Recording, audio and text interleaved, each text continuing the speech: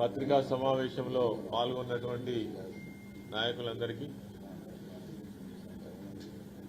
తెలంగాణ రాష్ట్రంలో కాంగ్రెస్ పార్టీ అధికారంలోకి వచ్చిన తర్వాత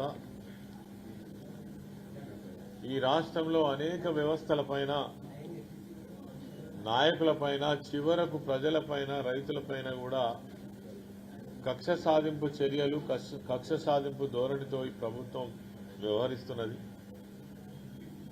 గతంలో ఎన్నడూ లేనటువంటి ఒక కొత్త సంస్కృతిని ఇలా మనం ఈ రాష్ట్రంలో చూస్తున్నాం. వాస్తవంగా హైడ్రా వచ్చిన తర్వాత వాళ్ళకి ఇష్టం ఉన్నటువంటి వాళ్ళ మీద, వాళ్ళకు వ్యతిరేకంగా ఉన్నటువంటి వాళ్ళ మీద చర్యలు తీసుకోవడం, లేదు అంటే మానేయడం, అది జిల్లా స్థాయిలో కూడా జరుగుతున్నటువంటిది మనం చూస్తున్నాం. ప్రభుత్వానికి వ్యతిరేకంగా ఎవరైనా సోషల్ మీడియాలో ఒక పోస్ట్ పెడితే తక్షణమే అక్కడ ఉన్నటువంటి ఎస్ఐ ఫోన్ చేసి ఆ పోస్ట్ ఎందుకు పెట్టినావు, మళ్ళోసారి పెడితే బాగుండదు, నువ్వు పోలీస్ స్టేషన్కి రమ్మని పిలుస్తున్నారు. అదేవిధంగా బీఆర్ఎస్ పార్టీకి సంబంధించినటువంటి నాయకులు చివరికి శాసనసభ్యులుగా ఉన్నటువంటి ప్రజలతో ఎన్నుకోబడినటువంటి వాళ్ళు కూడా ప్రభుత్వం చేస్తున్నటువంటి ప్రజా వ్యతిరేక విధానాలకు వ్యతిరేకంగా మాట్లాడితే కూడా వాళ్లపైన కూడా బలవంతంగా కేసులు పెట్టడము, జైళ్లకు పంపించడము, ఒక భయానక వాతావరణాన్ని సృష్టించడం అనేటువంటిది రాష్ట్రంలో జరుగుతూ ఉన్నది. అందుకే ఈరోజు ప్రజాస్వామ్యంలో ఎవరు కూడా మాట్లాడేటువంటి పరిస్థితి రాష్ట్రంలో లేదు.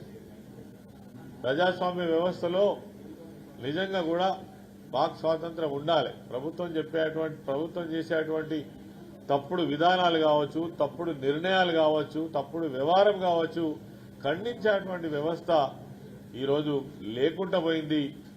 గొంతు నొక్కేటువంటి పరిస్థితి ఈ ప్రభుత్వం చేస్తూ ఉంది. అందులో భాగంగానే పూర్వ కరీంనగర్ జిల్లాకు సంబంధించినటువంటి జగిత్యాల జిల్లాలో ఉన్న ధర్మపురి నియోజకవర్గంలో 12 కోఆపరేటివ్ సొసైటీస్ ఉన్నాయి. కోఆపరేటివ్ సొసైటీ వ్యవస్థ అనేక సంవత్సరాల నుంచి ఉన్నది. వాస్తవంగా తెలంగాణ రాకముందు ఈ కోఆపరేటివ్ సొసైటీస్ ఏవైతే ఉన్నానో కేవలం పునరావాస కేంద్రాలుగా ఉన్నటువంటి సంగతి మనకు తెలుసు.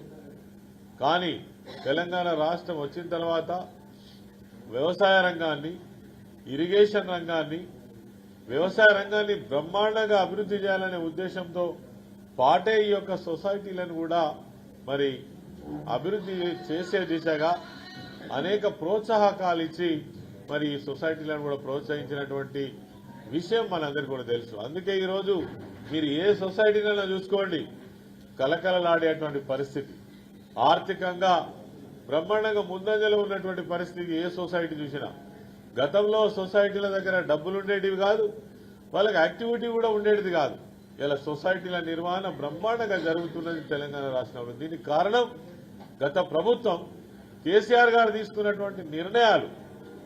ఇలా కొనుగోలు కేంద్రాలు కావచ్చు, గోడాన్స్ కావచ్చు, లేదంటే సొసైటీల ద్వారా నిర్వహిస్తున్నటువంటి పురుగు మందులు కావచ్చు, యూరియా కావచ్చు, తర్వాత రైతులకు ఇచ్చేటువంటి రుణాలు కావచ్చు, ఇవన్నీ కూడా చాలా సిస్టమేటిక్ గా సంతృప్తికరంగా ఇవాళ సొసైటీ వ్యవస్థ నడుస్తుంది. అసలు సొసైటీ అంటే ఏంటిది? రైతులు ఏర్పాటు చేసుకున్నటువంటిది సొసైటీ. ఒక్కొక్క సొసైటీలో చిన్న సొసైటీ అయితే 1000 మంది 1200 మంది రైతులు ఉంటారు. పెద్ద సొసైటీ అయితే అంతకు మించి రైతుల యొక్క మరి కలయికతో ఏర్పడినటువంటిదే సొసైటీ, కోఆపరేటివ్ సొసైటీ. దీనికి చట్టాలు ఉన్నాయి. ఇది రైతులు సభ్యుల ద్వారా నడిచేటువంటి సొసైటీ. ప్రభుత్వ సహకారమే తప్ప, ప్రభుత్వ కనుసన్నలో నడుస్తా తప్ప ప్రభుత్వమే సొసైటీలను నిర్వహించదనేది కూడా ఇక్కడ గుర్తుపెట్టుకోవాలి. మరి ఈరోజు కొత్తగా ఎన్నడూ లేనటువంటిది ధర్మపురి నియోజకవర్గంలో 6 సొసైటీల మీద కక్ష సాధింపు ధోరణితో ఎన్నికలలో బీఆర్ఎస్ పార్టీకి బలంగా పనిచేసిరనేటువంటి ఒకే ఒక ఆలోచనతో, అట్లా అనుకుంటే ఎవరి పార్టీలో ఉన్న నాయకులు వాళ్ళకు పనిచేస్తారు.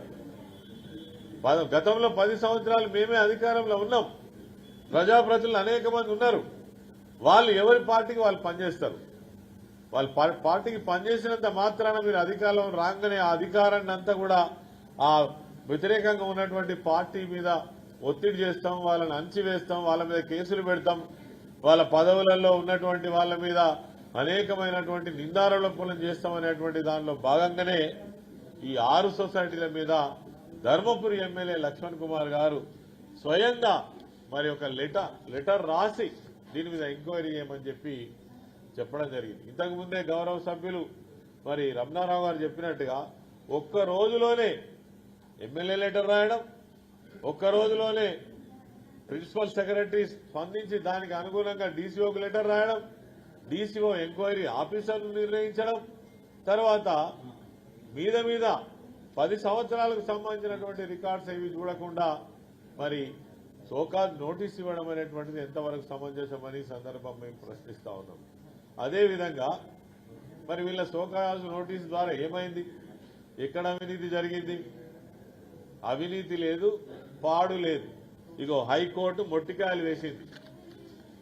మీరు చాలా తప్పు, సోకాజ్ నోటీస్ ఇచ్చేటువంటి అధికారమే మీకు లేదు, ఇది రాజకీయ దురుద్దేశంతో కూడుకున్నటువంటిది, ఇది ఎమ్మెల్యే గారి లెటర్ ద్వారా, ఎమ్మెల్యే గారి ఒత్తిడి ద్వారా, గవర్నమెంట్ లో ఉన్నటువంటి పెద్దల ద్వారా జరిగిందని ఖచ్చితంగా గౌరవ హైకోర్టు ఎమ్మెల్యే పేరు పెట్టి ఇక్కడ మీరు ఖచ్చితంగా చూడొచ్చు. 2-3 సందర్భాలలో ఎమ్మెల్యే పేరు పెట్టి మరి హైకోర్టు ఏకంగా మనకు తీర్పు ఇవ్వడం జరిగింది.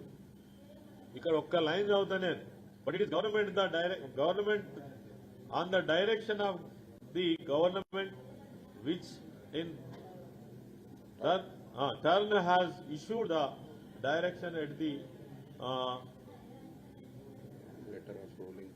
letter of ruling party MLA is submitted అని రాసినటువంటి విషయాన్ని 2-3 జాగాల్లో కూడా మనకు హైకోర్టు పేరు మెన్షన్ చేస్తూ ఇది కరెక్ట్ కాదు, ఈ పద్ధతిలో ఎక్కడ ఉండదు అని చెప్పేసి హైకోర్టే ఇలా డైరెక్షన్ ఇవ్వడం జరిగింది.